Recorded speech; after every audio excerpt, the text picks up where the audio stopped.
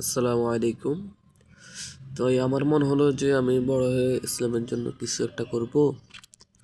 তো ইসলামিক জ্ঞান তো অর্জন করা ফরজ। তো আমার কাছে তো এত ইসলামিক জ্ঞান নাই, এমনি শুধু হাফেজ হয়েছি, তো এখন আর পড়ালেখা করি না। তো আমার মনে হলো আমিও কিছু পড়লাম, আপনাদের জানালাম, আস্তে আস্তে আমার শিখা হলো। তো দেখি কতটুকু যেতে পারি।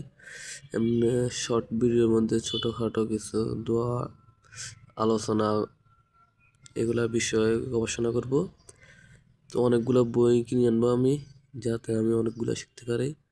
তারপরে এক পর্যায়ে ধরেন 2 বছর, 5 বছর, 10 বছর, যাই হোক, এক পর্যায়ে যদি অনেক কিছু, অনেক বড় একজন মানুষ হতে পারি, ধরেন আমি নিজে জ্ঞান অর্জন করি, তো তখন আমি একজন আলেমের কাছে যাব, যাতে তার থেকে আরও কিছু শিখতে পারি। সে যেভাবে আমাকে পথ পথ দেখাবে, ওইভাবে চলার জন্য চেষ্টা করব।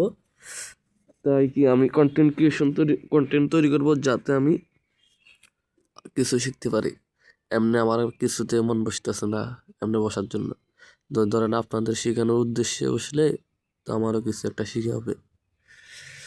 তো সবাই আশা করি আমাকে সাপোর্ট করবেন সবসময়। ওকে, আল্লাহ হাফিজ, এতটুকু।